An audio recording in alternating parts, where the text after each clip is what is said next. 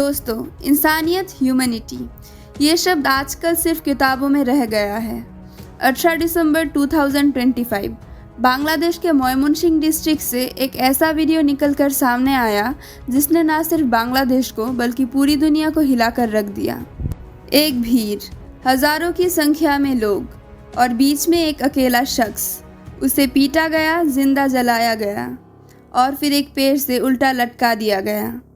लोग वीडियो बना रहे थे, नारे लगा रहे थे, लेकिन किसी ने उसे बचाने की कोशिश नहीं की।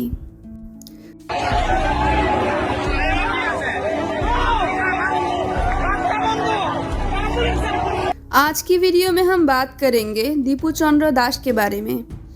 आखिर उस रात भालुका में क्या हुआ था? क्या सच में कोई रिलीजियस अपमान हुआ था या ये बस एक मॉब जस्टिस का बहाना था? और सरकार ने इस पर क्या एक्शन लिया है? नमस्कार, मैं हूँ दिशा और आज हम डीप डाइव करेंगे इस हॉरिफाइंग केस में। कहानी शुरू करने से पहले हमें उस वक्त के हालात को समझने होंगे। दिसंबर 2025 का महीना बांग्लादेश के लिए बहुत क्रूशल था। देश में ऑलरेडी एक पॉलिटिकल टर्मोइल चल रहा था। एक तरफ ढाका में स्टूडेंट लीडर साइफ ओस्मान हदी की हत्या हुई थी, जिसके वजह से स्टूडेंट सड़क पर थे। देश का माहौल ऑलरेडी गर्म था। Law and order situation fragile थी। दीपू चंद्र दास उम्र करीब 25 से 30 साल। वो एक नॉर्मल गारमेंट वर्कर था। उसका पॉलिटिक्स से कोई लेना देना नहीं था। वो बस अपनी रोजी रोटी कमा रहा था। लेकिन 18 दिसंबर की रात एक फेसबुक का पोस्ट या कमेंट की खबर आग की तरह फैल गई। आरोप ये था कि दीपू चंद्र दास ने प्रोफेट मोहम्मद सल्लल्लाहु अलैहि वसल्लम के खिलाफ एक अपमानजनक बात कही थी और यही अफवाह काफ़ी थी उस भीड़ को क्रिएट करने के लिए। 18 दिसंबर Thursday night Bhaluka police station के आसपास लोग जमा होने लगे। देखते ही देखते ये भीड़ 100-200 नहीं बल्कि हज़ारों में बदल गई। रिपोर्ट्स के मुताबिक पहले दीपू को पुलिस कस्टडी में लेने की बात हो रही थी या वो शायद पुलिस के पकड़ में था। इस पर अलग अलग वर्जन्स है, लेकिन जो कन्फर्म है वो ये है कि भीड़ इतनी अग्रेसिव थी कि उन्होंने पुलिस स्टेशन एरिया को घेर लिया था। उन्होंने दीपू को अपने कब्जे में लिया और उसके बाद जो हुआ वो किसी हॉरर मूवी से कम नहीं था।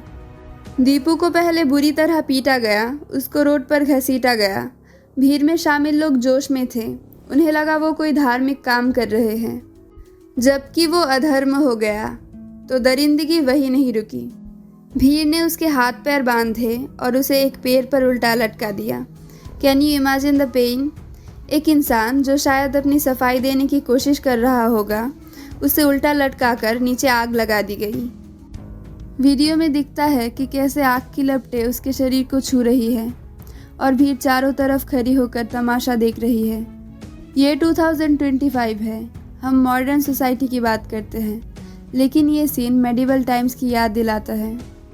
दुनिया भर के लोग सवाल पूछने लगे कि क्या बांग्लादेश में रूल ऑफ लॉ ख़त्म हो चुका है?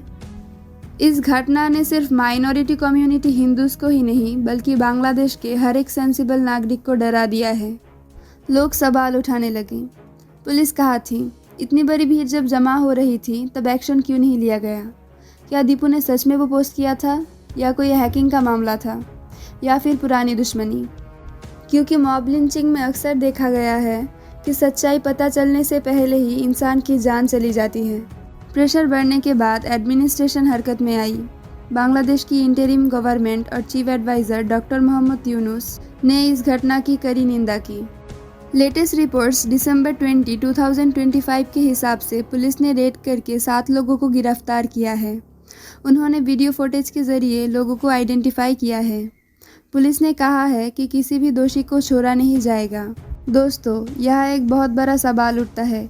ये पहली बार नहीं हुआ है। चाहे वो पाकिस्तान हो, इंडिया हो या बांग्लादेश, ब्लास्फेमी या धार्मिक भावना के नाम पर मॉब जस्टिस का ट्रेंड क्यों बढ़ रहा है?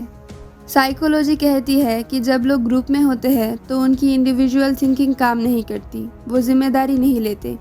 उन्हें लगता है कि भीड़ जो कर रहा है वो सही है। लेकिन सोचिए, अगर कल को पता चले कि दीपू का अकाउंट हैक हुआ था या वो पोस्ट फेक था, तब क्या उसकी जान वापस आ पाएगी? कानून हाथ में लेने का हक किसी को नहीं है। अगर किसी ने गलती की है तो उसके लिए कोर्ट है, पुलिस है। इस घटना ने बांग्लादेश की इमेज को इंटरनेशनल लेवल पर भी इम्पैक्ट किया है। जहां एक तरफ देश रिफॉर्म की तरफ बढ़ रहा है, वहां ऐसी घटनाएं देश को पीछे खींच रही है।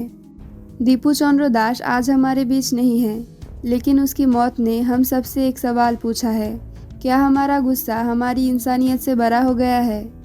अब देखना यह है कि जो 7 लोग पकड़े गए हैं उन्हें क्या सज़ा मिलती है। क्या दीपू के परिवार को इंसाफ मिलेगा या ये फाइल भी वक्त के साथ धूल खाएगी? आपको क्या लगता है, ऐसी सिचुएशंस को कंट्रोल करने के लिए सरकार को क्या कदम उठानी चाहिए? कमेंट सेक्शन में अपनी राय ज़रूर बताएं। मैं मिलूँगा आपसे अगले वीडियो में एक नई कहानी के साथ। तब तक के लिए सतर्क रहे, सुरक्षित रहे।